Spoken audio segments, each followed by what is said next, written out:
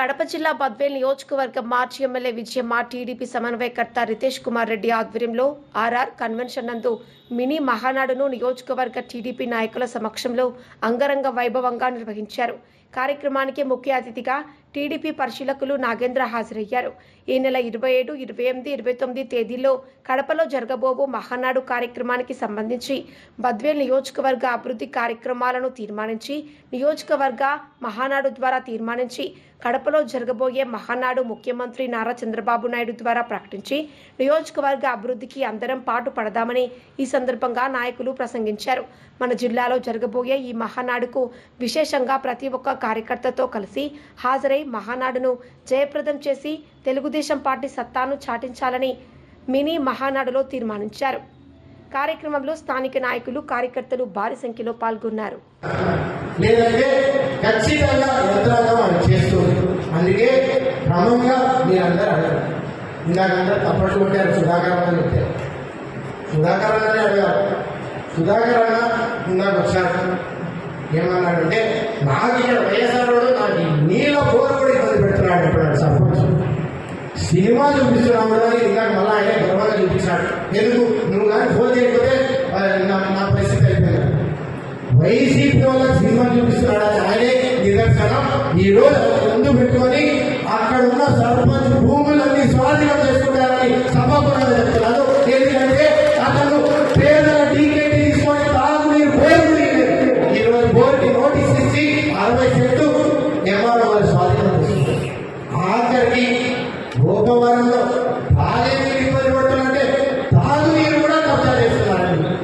గాలి కూడా కబ్జా చేస్తారు. ఈ విధంగా తయారైన ఇలా తగిన బుద్ధి చెప్పాలని అందరికీ చెప్తున్నా. అందుకే రాంగ్ డైరెక్షన్ పోకుండా మీ అందరికీ చివరిగా ఒక మాట, కడప గడ్డ మీద అలాగే ఈ పదవి కోసం నాకు వచ్చేది చేసిన మన యువ నాయకుడు నితీష్ రెడ్డి గారు, వీరారెడ్డి గారి మనవడు నాకు ఎంతో కష్టపడి నన్ను ఈ స్టేజ్కి నిలబెట్టినందుకు ఆయన నేను ప్రత్యేక ధన్యవాదాలు తెలుపుకుంటున్నాను.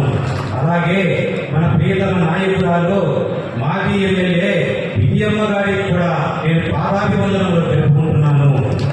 అలాగే తెలుగుదేశం పార్టీ జిల్లా నాయకులకు పేరు పేరున వారికి కూడా ధన్యవాదాలు తెలుపుకుంటున్నాను. అలాగే ఈ స్టేజీ మీద ఉన్న నాయకులందరికీ, అబ్జర్వర్ నాగేంద్ర గారికి, నాకు జిల్లా మన మండల నాయకులందరికీ నేను నమస్కారాలు తెలుపుకుంటున్నాను. అలాగే ఇక్కడికి విచ్చేసిన మీ తెలుగుదేశం పార్టీ కార్యకర్తలకు, నాయకులకు, శ్రేయోభిలాషులకు, పత్రికా మిత్రులందరికీ నా యొక్క నమస్కారాలు. మన తెలుగుదేశం పార్టీ వ్యవస్థాపకులు నందమూరి తారక రామారావు గారి జన్మదిన సందర్భంగా మే 27, 28, 29లో మనం మహానాడును జరుపుకుంటున్నాము. ఈ మహానాడు పండుగ మన కడప జిల్లాలో జరుపుకున్నట్టు మనకు ఎంతో సంతోషంగా, మన అదృష్టంగా భావిస్తున్నాము.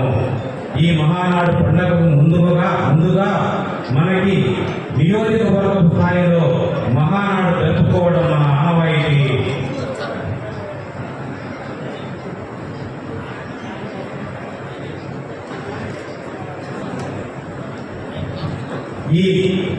ఈ మహానాడులో మనం కొన్ని తీర్మానాలు చేసి అధిష్టానానికి పంపించడం జరుగుతుంది. ఈ పరిశీలించి వారు ఆమోదించడం జరుగుతూ ఉంది. నేను ఈ డిసిసి బ్యాంక్ చైర్మన్ ప్రమాణం స్వీకారం చేసిన వెంటనే జిల్లాలోని అన్ని సొసైటీలపై గతంలో జరిగిన అవినీతిపై, అక్రమాలపైన సమగ్ర విచారణ జరిపిస్తాము. అవినీతి పైన కఠిన చర్యలు తీసుకుంటాము. అందులో ఎటువంటి సందేహం లేదని ఈ సందర్భంగా మీ అందరికీ తెలియజేసుకుంటున్నాను. అలాగే అట్టూరు మండలంలో వేమూరు గ్రామం సెకండ్ మీద ఒక బ్రిడ్జి నిర్మించవలసిందిగా మన నితీష్ రెడ్డి గారికి ద్వారా అధిష్టానానికి రిక్వెస్ట్ చేస్తున్నాను. అలాగే మన నియోజకవర్గం నుండి మహానాడు పండుగకి భారీ జన సమీకరణ చేసి తీసుకువెళ్లాల్సిన బాధ్యత మన అందరి మీద ఉంది. మన అందరం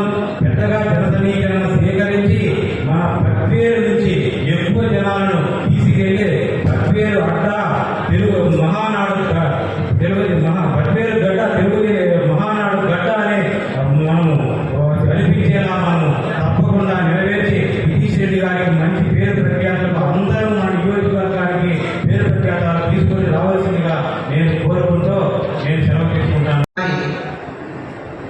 కూడు గుడ్డ అన్నీ కూడా ఇవ్వాలనే ఉద్దేశంతోనే గూడు మరి రైతులకు నాగలి కార్మికులు చట్టము ఈ మూడుతోనే మన పార్టీ ముఖ్యంగా స్థాపించినాము. పసుపు దళం ఉంటే అంటే మనందరికీ కూడా తెలుసు పసుపు పవిత్రమైంది. శుభకార్యాలు కనుక మనం పసుపు వాడతాం. ఆ విధంగానే మన పార్టీ పసుపుతో పవిత్రంగా ముందుకు పోవాలనే ఉద్దేశంతోనే పసుపు దళంతో స్థాపించి మనందరినీ ముందుకు నడిపి ఆ రోజు నుంచి ఈ రోజు వారు కూడా పార్టీని బలోపేతం చేసిన మహనీయుడు ఇంటి అన్నా రామారావు గారిని స్మరించుకోవాల్సిన అవసరం ఎంతైనా ఉంది. అప్పటి నుంచి ఇప్పటి వరకు కూడా మన చంద్రబాబు నాయుడు గారు, లోకేష్ గారు ఈ పార్టీని ముందుకు నడిపిస్తూ ఎంతో బలోపేతం చేసి దశ దిశ చేసి పేద వరకు ఎన్నో సంక్షేమ పథకాలు పెట్టి ముందుకు నడిపిస్తున్నారు. ఈరోజు మహనాడు మనందరం కూడా అన్న ఎన్టీ రామారావు పుట్టినరోజు పండుగగా మనం ప్రతి సంవత్సరము మహనాడు జరుపుకుంటున్నాము. మరి ఇంత ముందంతా మహనాడు ప్రతి వేరే వేరే జిల్లాల్లో జరుపుకున్నాము. ఈరోజు మొట్టమొదటిగా మనం కడప జిల్లాలో మహనాడు జరుపుకుంటున్నాము. మనం ఎప్పుడు కూడా అతిథులుగా అక్కడికి వెళ్ళి వచ్చేవాళ్ళము. ఇప్పుడు వాళ్ళందరూ అతిథులుగా మనకు వస్తున్నారు. మన సంప్రదాయాన్ని మనం అతిథులను గౌరవించవలసిన అవసరం ఎంతైనా ఉంది. వాళ్ళు మన ఏరియాకి వచ్చినప్పుడు మనం వాళ్ళందరికీ కూడా అందుబాటులో ఉండి అన్ని సమకూర్చి మనం మంచి పేరు తెచ్చుకోవాలని మీ కార్యకర్తలకు నాయకులకు అందరికీ కూడా చెప్తున్నాం. మానవన్నీ మీరు చెప్పారు. 7 మండల పార్టీ అధ్యక్షులు ఏ మండలంలో మరి ఇబ్బందులు ఉన్నాయో అవన్నీ కూడా మా దృష్టి తీసుకొచ్చారు. మనం ఇక్కడ మన్నాడు జరుపుకొని ఇక్కడ సమస్యలు మళ్ళా జిల్లా మన్నాడు దృష్టికి తీసుకెళ్ళడం, అట్లయించి మన్నాడు పెట్టడం మన అమ్మవారికి అందరూ కూడా చెప్పారు. ఇప్పటి సమస్యలు కొన్ని చెప్పారు. నేనైతే మా తల్లిగారు ఉన్నప్పటి నుంచి 2 సమస్యలు నెరవేరలేదు. ఆ 2 సమస్యలు కూడా మీ దృష్టి తీసుకొస్తున్నా. ఒకటి, మనకు అట్లూరు గోపవరం వాళ్ళు వాల్యుబుల్ భూములని పోగొట్టుకొని సోమశిల ముందుకు గురయ్యి గుక్కెడు నీళ్లు మనం నీళ్లు ఇచ్చాము. మనం గుక్కెడు నీళ్ళ కోసం ఈరోజు అలాడుతున్నాము. బ్యాక్ వాటర్ ఉంది, దగ్గరలో ఉంది, కానీ వీళ్ళు చెరువులకు కానీ తాగునీటికి కానీ సాగునీటికి కానీ గోపవరం అట్లూరు ఇబ్బంది పడుతున్నారు. ఎందుకంటే తెలుగుగా నీళ్ళు రావు, పెద్ద చెరువుకు రావు, గోపవరం కానీ అట్లూరు పెట్టండి కాబట్టి వాళ్ళకి నీళ్లు రావు. ఆ రోజు చంద్రబాబు నాయుడు గారు సోమశిల బ్యాక్ వాటర్ ద్వారా 2 TMs నీళ్ళు ఇస్తామని ఆయన మనకు జీవో కూడా పాస్ చేశారు. దురదృష్టవశాము ఓడిపోవడం వల్ల మనకు అది జరగకుండా ఉంది. జగన్ గారు కూడా చెప్పారు, కానీ ఆయన కూడా నెరవేర్చలేదు. ఆ రోజు బహిరంగంగా ఎలక్షన్లో వాగ్దానం అయితే చేసింది, కానీ వాగ్దానం నిలుపుకోలేదు. ఇది తప్పకుండా మళ్ళా ఆ జీవో పాస్ చేసి బ్యాక్ వాటర్ దగ్గరలో జరుగుతుంది. వీళ్ళు తాగునీరు సాగునీరు ఇవ్వాలని అది ముఖ్యమైన తీర్మానం. అదొకటి మళ్ళా గుర్తు చేస్తున్నా. ఇది ముఖ్యమంత్రి చంద్రబాబు నాయుడు గారికి లోకేష్ గురించి తీసుకెళ్ళి తప్పకుండా చేసుకోవాల్సిన అవసరం ఉంది. రెండవది, మా తల్లి గారు ఉన్నప్పుడైతే మేము ఉన్నప్పుడైతే ఇక్కడ మనకు అతివృష్టి లేదు, అనావృష్టి ఎక్కువ. బోర్వాటర్ వాటర్లతో వాడటము, ఫ్లోరిన్ కంటామినేషన్ ఎక్కువ ఉంది. ఈ పల్లెల్లో 7 మండలాల్లో కూడా ఈ కట్టడాలతో చాలా మంది బాధపడుతున్నారు. ఆ పట్టు మా తల్లి గారు ఈ ఫ్లోరిన్ కంటామినేషన్ ఎక్కువగా ఉంది, కన్నా వాటర్ తెప్పించి 7 మండలాలకు కూడా డ్రింకింగ్ వాటర్ ఇప్పించాలని రాష్ట్రం ఆయన కోరిక, ఆయన చనిపోవడం జరిగింది. మనం కూడా ముందుకు తీసుకెళ్ళాము. చాలా వరకు శాంక్షన్ అయింది. మళ్ళా తర్వాత గవర్నమెంట్ వారు రావడము, అది అడుగులు పడడం జరిగింది. తప్పకుండా ఈ 2 కూడా నెరవేర్చిన బాధ్యతలు. డ్రింకింగ్ వాటర్ అందరికీ ముఖ్యం అవసరం కాబట్టి మనకి టౌన్ వరకు మున్సిపాలిటీ వరకు మనకు పెరుగున్న వాటర్ వస్తుంది, పల్లెలకు లేదు. ఇది తప్పకుండా ఈ పెన్నా నుంచి కానీ లేదు తెలుగంగ నుంచి కానీ అన్ని చెరువుల ద్వారా డ్రింకింగ్ వాటర్ అన్ని పల్లెలు పల్లె కూడా మంచినీటిని ఇవ్వాలని కూడా ఈ 2 సమస్యలు అతి ప్రధానమైన సమస్యలు కాబట్టి ఈ 2 చేయాలి. మూడోది ఏమంటే వెలుగొండ అక్కడి నుంచి అలసపాడుకు కోరమామిళ్లకు నీళ్ళు అందించేది కూడా జీవైంది. అది కొంచెం లేట్ అవుతుంది. దానివల్ల కూడా కలసపాడు చెరువుకు కలసపాడు చెరువుకు వాళ్ళకు కూడా ఈ తెలుగున్న నీళ్ళు రావు. అది కూడా ఈ 3 ముఖ్యమైన ప్రధాన అంశాలు. మిగతా కూడా మండల పార్టీ చెప్పిన అవి ఇవి అన్నీ కూడా తప్పకుండా ఈసారి మనం చేయించుకోవాల్సిన బాధ్యత మనకుంది. కాబట్టి మీ అందరికీ కూడా మినీ మహానాడు నిర్వహించున్నాము. మామూలుగా బద్వేలు అంటేనే మన పెద్దయిన వీరారెడ్డి గారి బద్వేలు గారు పెద్దయిన వేరు గారు వీరారెడ్డి గారి పేరు వేరు గారు. బద్వేలు పేరులోనే వీరారెడ్డి గారి పేరు కూడా బద్వేలు ఉన్నంత వరకు వందలేమని. సో అలాంటి బద్వేలు అలాంటి మన పెద్దయిన చనిపోయి ఈ 25 సంవత్సరాల సిల్వర్ జూబ్లీ సంవత్సరం 20 సంవత్సరాల టైంలో మనకి ఈ మహానాడు రావడం, ఆయన మరోసారి స్మరించుకొని ఆయన శ్రద్ధాంజలి ఘటించడం మన అదృష్టంగానే భావిస్తున్నాను. తర్వాత ఈ రాయలసీమలో మూలంగా ఫ్యాక్షన్ జిల్లాలని ఎప్పుడు ఎలాంటి సమావేశాలు పెట్టడానికి నాయకులు ముందుకు రాని నేపథ్యంలో రాయలసీమలో, అందులో రాయలసీమ గుడిగా మన కడప జిల్లాలో ఈ మహానాడు సభలు నిర్వహించడానికి మనకు అవకాశం ఇచ్చిన మన నాయకులు గౌరవ ముఖ్యమంత్రి చంద్రబాబు గారికి, లోకేష్ సార్ గారికి మన కడప జిల్లా ప్రజలు జరుగుతున్న ధన్యవాదాలు తెలుపుకుంటున్నాను.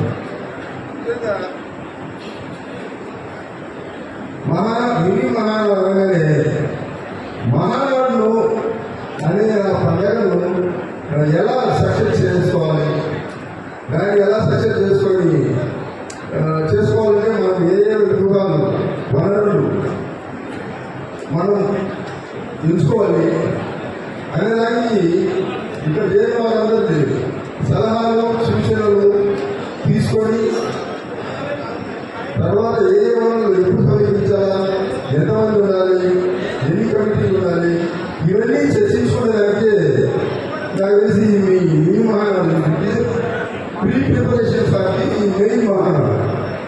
కాబట్టి మనమందరం పెద్దలు ఇచ్చిన సూచనలని సలహాలు తీసుకొని రాబోయే మహానాడులో మన బద్వేలు తాలూకా రాబోయే మహానాడుకు వెళ్ళడానికి మన బద్వేలు తాలూకా గడపగా ఉంది. అందరూ ఇంటే మన తాలూకా అంటే వెళ్తారు. కాబట్టి మన మీద మన తాలూకా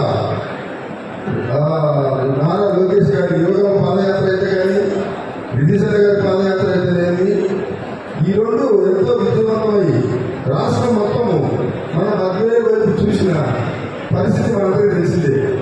కాబట్టి మీ అందరికీ ఈరోజు కూడా మన మీద అలాంటి ఎక్స్పెక్టేషన్ ఉంటుంది. అలాంటి విజయవంతం చేస్తారనే ప్రతి ఒక్కరూ అదే ఎక్స్పెక్టేషన్తో ఉంటారని నేను నమ్ముతున్నాను. మరి మన పెద్దయిన వీరారెడ్డి గారు బద్వేలు రాగానే గుర్తు వీరారెడ్డి గారు అందరికీ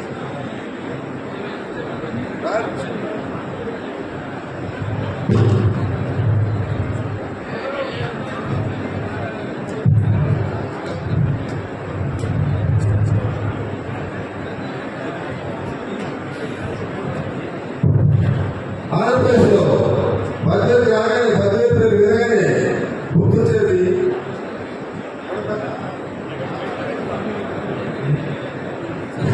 మన పెద్దయిన వీరారెడ్డి గారు.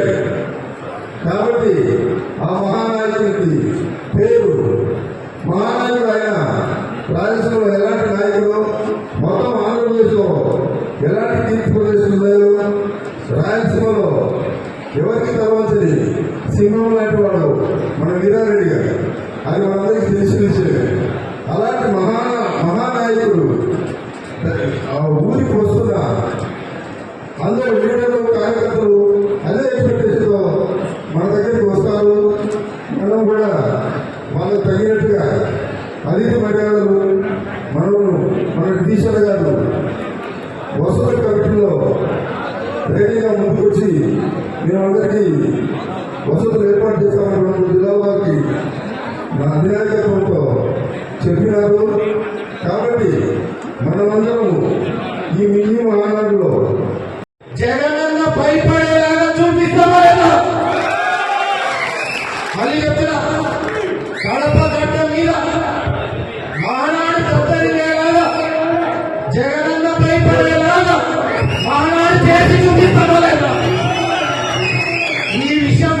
అందరూ ఫోన్ చేయాలా, అందరూ పోస్ట్ చేయాలని అందరికీ కోరుతున్నాను. అందుకే సమిష్టిగా ఈ రోజు నుంచి అందరూ ప్రతిజ్ఞ చేయండి, సమిష్టిగా కష్టపడదాం. మీ అందరికీ చెప్తున్నా భవిష్యత్తు ఉంటుంది.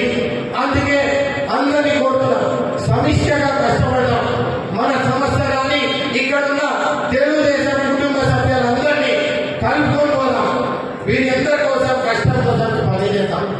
వైసీపీ వాళ్ళకు బుద్ధి చెప్తాం. అందుకే మీ అందరినీ కోరుతున్నా. అందుకే చివరిగా మనందరం పార్టీ పెద్దలు, మనతో పాటు కష్టంలో నడిచిన లోకేష్ బాబు గారికి మరియు చంద్రబాబు నాయుడు గారికి, పార్టీ ఏర్పాటు చేసిన ఎన్టీ రామారావు గారికి, ఇక్కడ ఉన్న వాళ్ళందరికీ, పెద్ద ఆయన వీరారెడ్డి గారికి, పాత్రికేయ మిత్రులు, కార్యకర్తలు అందరికీ అభినందనలు. అందుకే చివరిగా జై లోకేష్, జై చంద్రబాబు నాయుడు గారు, జై తెలుగుదేశం. మనందరం కూడా దీంతో పాటు అందుకు తర్వాత మూడో తీర్మానం, ఒక ఇండస్ట్రీ సోలార్ పార్క్ అని వీటికి మేము ప్రణాళిక పంపించాము. అది కూడా ఒక తీర్మానం మీకు నిరుద్యోగుల కోసం ప్రవేశపెడుతున్నాం. ఇక్కడ ఉన్న వాళ్ళందరికీ తెలియజేస్తున్నాం.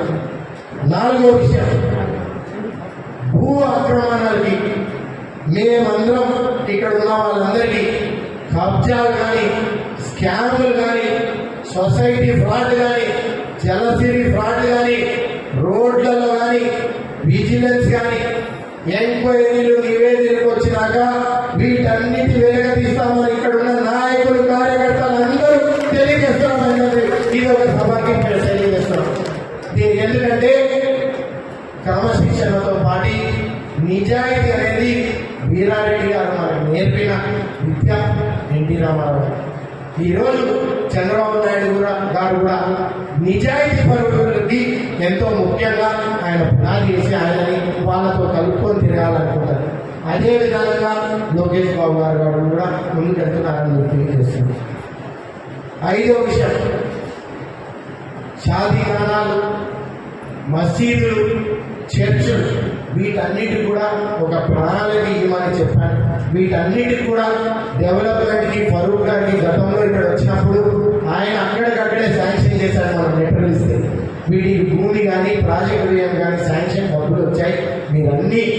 అవన్నీ ఇక్కడ ఉన్న నాయకులు యంత్రాంగంతో కష్టపడితే ఆ ప్రణాళికలు, ఆ ల్యాండ్ కానీ ముందుకు వెళ్ళిపోతే ఆర్టీఓ గారు కూడా కోరాను, అది అయిపోతుంది. వాటి త్వరలో శంకుస్థాపన చేసుకోవచ్చని మీ అందరికీ తెలియజేస్తున్నాను. ఆ తర్వాత ఈ నియోజకవర్గంలో 401 పల్లెలు ఉన్నాయి. ఈ పల్లెలన్నింటిలో మేము నడిచినప్పుడు, పాదయాత్రలు నడిచినప్పుడు దాదాపు 300 పైబడి కిలోమీటర్లు నడిచినప్పుడు శ్మశాన వాటికలు, మౌలిక సదుపాయాలు లేవన్నా అని అడిగారు. ఈరోజు సర్వే జరిగింది. ఆర్టీఓ గారు 401 పల్లెకి ఎక్కడ శ్మశాన వాటికలు ఉన్నాయి వాటి బౌండరీ ఫిక్స్ చేయమనేసి పూర్తిగా పేపర్లో అయిపోయింది. రెవెన్యూ అధికారులు ఖచ్చితంగా దాని బౌండరీ త్వరలో ఫిక్సేషన్ చేసి నరేగాలో ఒక డిజైన్ శాంక్షన్ చేశారు. దాంట్లో త్వరలో నిధులు ఇస్తారు. ఈ రోజు వరకు గతంలో వేసిన వర్కులకు బిల్లులు రాలేదు. యుద్ధం వల్ల కొంచెం లేట్ అయినాయి. దయచేసి అందరూ అర్థం చేసుకుంటారని కోరుతున్నాను. త్వరలో ఆ నరేగా బిల్స్ వస్తూనే ఈ ప్రణాళికలో శ్మశాన వాటికల అభివృద్ధికి, మౌలిక సదుపాయాలకి ప్రతిపాదనలన్నీ పంపించారు. కలెక్టర్కి శాంక్షన్ అయితేనే మీరందరూ ముందుకెళ్తారని నేను కోరుతున్నాను. ఆ తర్వాత అందరూ ఇక్కడ కోరుకుంటే గతంలో కేవలం నామమాత్రమే పేదలకు ఇల్లు ఇచ్చాం, బై ఎలక్షన్ అనౌన్స్మెంట్ చేశాం, అసైన్మెంట్ చేశామని చెప్పారు. ఎక్కడైనా ఎవరికైనా చేతి కాగితాలు ఇచ్చారు. మీ అందరు చూడండి, ఇళ్ల పట్టాలు ఇచ్చారు. కనీసం పాత్రికేయ మిత్రులు కూడా ఇవ్వలేదండి. 2014లో మేము వేసిన ప్రణాళిక అట్లే ఉంది. లేదంటే వాళ్ళకి చూపించిన భూమి కూడా నిలబడలేదు. ఆఖరికి కొంతమంది పాత్రికేయ మిత్రులు మా భూమి కబ్జా అవుతుందని కూడా మమ్మల్ని అడిగారు. ఇంత ఘోరం అయితే మనం వ్యవస్థ భవిష్యత్తు ఏం చెప్తాం?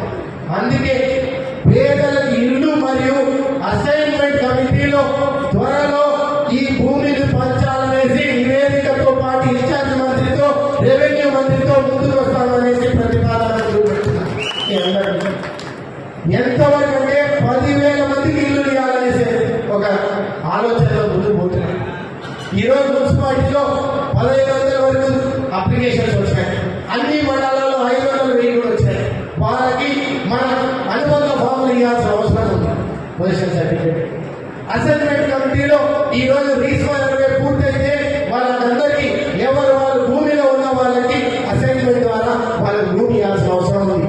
గతంలో ల్యాండ్ టైటిలింగ్ యాక్ట్ లో మీ భూములందరూ రోజు 2 సంవత్సరాల్లో నా భూమి వేరేవాడి పేరు ఉంది, వేరే వారి కంటే కూడా కాదు వైసీపీ మీ ఎంతకంటే చెప్పలేదు.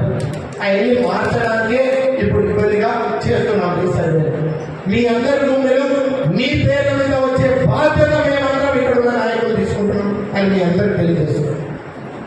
బద్వేల్లో మెట్ట ప్రాంతం కాబట్టి హార్టికల్చర్ హబ్గా తీర్చిదిద్దాలి కాబట్టి కోల్డ్ స్టోరేజ్ ఒకటి పెట్టాలా మీ అందరికీ తెలుసు. బద్వేల్లో రైతన్నలు అక్కడెక్కడో నుంచి వచ్చి బద్వేలు